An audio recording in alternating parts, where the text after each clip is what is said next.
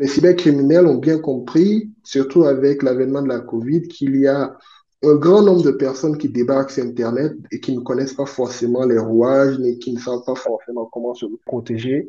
Et ils en ont tiré profit en lançant de plus en plus d'attaques de hameçonnage ou bien de techniques pour abuser de la crédulité des personnes qui sont sur Internet. Une catastrophe numérique, un piratage sans précédent, une affaire d'État. La double cyberattaque qui a touché le Maroc début avril 2025 a provoqué une onde de choc. On a une attaque qui est faite pour faire mal. C'est uniquement pour créer la zizanie. On est plus dans du cyberterrorisme que dans du hacking pur et dur. Revendiqué sur Telegram par Jabarout DZ, des hackers qui se présentent comme algériens, ce piratage massif a révélé les failles du Maroc en matière de cybersécurité. Le pays est pourtant l'un des mieux protégés du continent. Mais depuis la crise sanitaire de 2020, la cybercriminalité explose en Afrique. On parle d'une multiplication par 10, 20. C'est la COVID qui a été vraiment le facteur démultipliant. Maintenant, il n'y a pas que la COVID, parce que vous savez, en informatique, tous les ans, la capacité des processeurs est multipliée par 2. Il y a cette démocratisation de l'informatique, cet accès facilité à l'Internet qui est de moins en moins cher dans les pays africains. Si le nombre d'utilisateurs augmente, il faut s'attendre à ce que le nombre de personnes mal intentionnées augmente. L'Afrique est-elle devenue le nouvel Eldorado des cybercriminels ? L'Afrique est dans le viseur des hackers de tout genre. Leur cible, des particuliers, des entreprises, mais aussi des États. Aujourd'hui, je pense qu'on peut identifier 3 types de profils de cybercriminels en Afrique.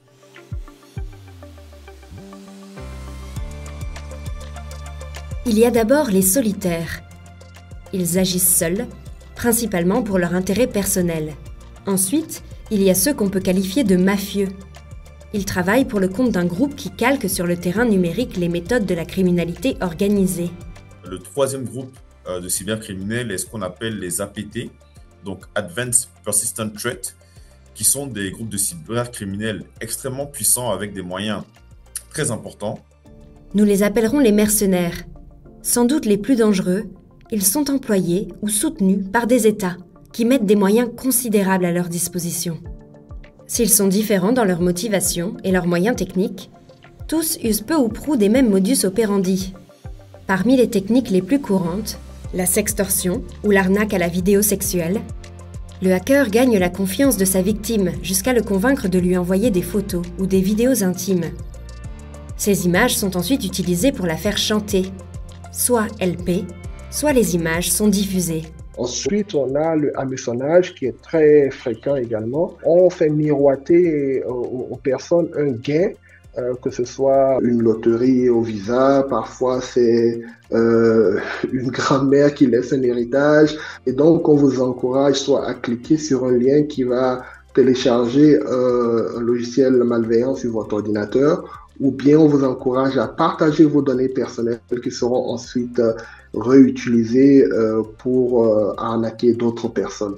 Autre cybermenace, les rançongiciels. On a la cybercriminalité beaucoup plus technique qui consiste à hacker, c'est-à-dire à pénétrer de façon non autorisée dans des systèmes et à subtiliser des données ou bien à lancer ce qu'on appelle des rançongiciels en français, c'est-à-dire des logiciels qui cryptent votre ordinateur ou toute votre entreprise et vous demander de payer une somme très conséquente pour qu'on puisse vous redonner la main sur vos appareils.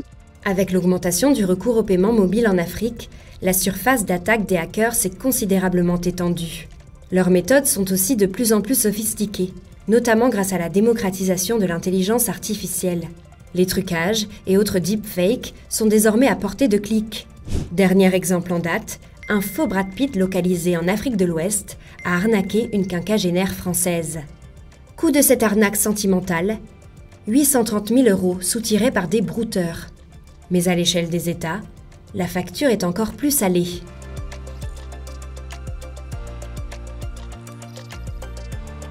En 2021, la cybercriminalité a fait perdre au continent plus de 4 milliards de dollars. En Côte d'Ivoire uniquement, elle a coûté 9,2 milliards de francs CFA en 2023, soit près de 16 millions de dollars. Une somme largement sous-évaluée. Le coût de la cybercriminalité aujourd'hui reste, à mon avis, assez difficile à estimer. Cette estimation est faite sur du déclaratif. C'est sur cette base-là et sur la base d'autres estimations aussi qu'on peut essayer d'arriver à trouver un chiffre. Mais cela omet de façon naturelle toutes les autres personnes qui seraient en fait en réalité touchées par ce phénomène, mais qui ne le déclarent pas ou qui le cachent tout simplement. Cette cybercriminalité galopante suscite de vives inquiétudes sur le continent. Plus de la moitié des Africains se disent très préoccupés selon une étude réalisée en 2025 par KnowBe4 Africa. C'est presque 2 fois plus qu'en 2023. Le secteur public aujourd'hui, je pense, a une certaine responsabilité de pouvoir communiquer et de faire des campagnes de sensibilisation à grande échelle pour pouvoir prévenir et pour pouvoir informer sur les différents risques en matière de cybersécurité. Une fois que les gens sont au courant des techniques, on a moins de chances d'avoir des victimes de la cybercriminalité. Pour faire face aux cybermenaces qui les fragilisent, certains États ont décidé de prendre le taureau par les cornes. Le Bénin, la Côte d'Ivoire ou encore le Togo ont mis en place des plans stratégiques ambitieux et des agences dédiées à la cybersécurité. La Centrafrique ou encore le Niger ont récemment renforcé leur arsenal juridique. Malheureusement, dans beaucoup de pays, on se rend compte que il y a des vides juridiques ou bien que le code pénal ou le code du numérique n'a pas été mis à jour depuis un certain nombre d'années. Et donc, il ne prend pas en compte certaines offenses ou certains crimes liés à la cybercriminalité. À l'échelle continentale, l'Union africaine a adopté en 2014 une convention sur la cybersécurité et la protection des données. Entrée en vigueur près de 10 ans plus tard, elle a été ratifiée par moins d'un tiers des États. Il va falloir, au niveau des États africains, organiser une sorte de réponse collective. Aujourd'hui, il faut juste se mettre dans la position de on sera attaqué, mais qu'est-ce qu'on fait pour répondre dans le vif de l'attaque et dans l'après-attaque. Et c'est en cela, en fait, que les collaborations, partenariats publics-privés interviennent. Et c'est aussi en cela, en fait, que les collaborations inter-États interviennent. La cybercriminalité n'a pas de frontières. On peut être aujourd'hui au Sénégal et attaquer une infrastructure au Bénin. Donc, il faut absolument que la coopération entre pays se mette en branle pour que justement, lorsque les enquêtes mènent à un acteur qui se trouve dans l'un des pays, on puisse mettre cet acteur hors d'état de nuire, même s'il n'est pas dans le pays où il a commis le forfait. Début mars 2025, une opération de grande envergure menée par Interpol dans 7 pays africains a conduit à l'arrestation de plus de 300 personnes. Fraude au casino en ligne ou encore au Simbox, les suspects avaient déjà fait plus de 5000 victimes. Fin 2024, plus de 1000 personnes avaient déjà été interpellées lors d'un coup de filet dans 19 pays africains. Plus de 35 000 victimes ont été identifiées. La cybercriminalité, nous disons souvent que l'humain est le maillon faible de la cybercriminalité parce que vous aurez beau avoir les derniers logiciels, le dernier matériel le plus sophistiqué, si votre personnel n'est pas formé à ne pas cliquer sur des liens malveillants ou bien à ne pas faire certaines activités qui pourraient mettre en danger votre organisation, vous aurez toujours des problèmes. Mais l'humain peut aussi être un maillon fort dans la chaîne de la cybersécurité. C'est le cas des hackers éthiques.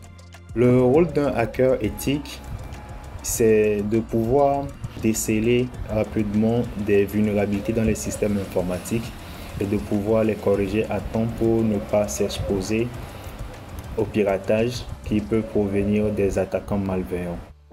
Problème, l'Afrique souffre d'une pénurie criante de ses professionnels qualifiés. On n'a pas assez de talent et on assiste aussi à une fuite des cerveaux qui est vraiment énorme sur le continent. C'est bien de pouvoir faire l'acquisition de toutes les technologies possibles, mais si nous n'avons pas derrière les personnes ou le capital qui nous permettent de les utiliser, cela ne servira à rien.